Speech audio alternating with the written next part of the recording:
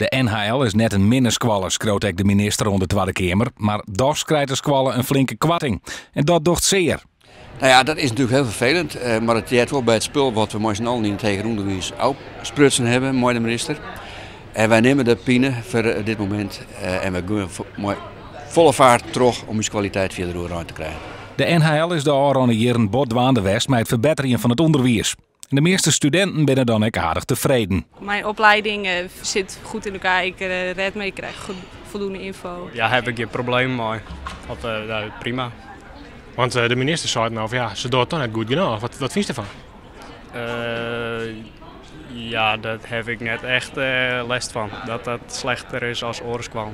Maar doordat de NHL de kwaliteitseising van de diploma's nou zelfs onscherpen had, wordt het voor gewoon studenten dreger om een diploma te halen. Nou ja, vakken veranderen wel heel veel, zeg maar. Dat ze dan nieuwe inhoud krijgen, omdat ze dat dan willen verbeteren. Omdat de NL loopt dan niet zo goed, denken ze, nou dan gaan we het veranderen. Maar voor mensen die dan al langer over doen, die krijgen dan weer heel tijd nieuwe vakken.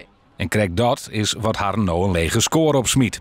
Maar daar wordt om werken. En wat wij nu toch op dit moment is de mensen die het wat trager binnen, maar het oudstuderen wat extra begeleiden. Dat hebben we in het verleden te weinig gedaan. We hebben echt inzetten op de kwaliteit van het diploma. We moeten nou het accent wat verliezen naar een wat strakkere begeleiding van uw studenten. De kwatting van de NHL en de 4 woordenskwallen, mijn onvoldoende budget voor Björn Stenden hege squallen, een peerton extra uit Den Haag.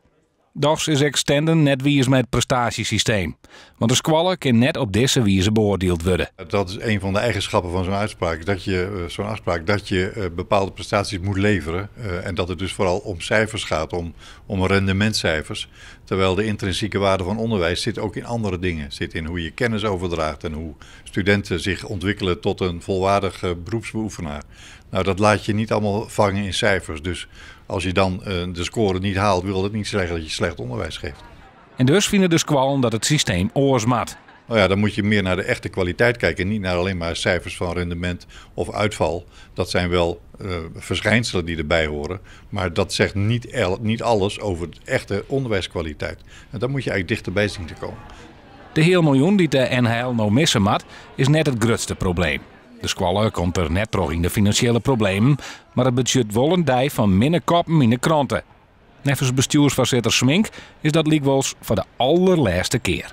Wij zorgen dat de ontwikkeling omheen gaat, de studententevredenheid is aan het aannemen, de opleidingen worden goed accrediteerd, de rendement zal de komende jaren ik omheen gaan. Dus dit is de laatste keer dat we dat mooi.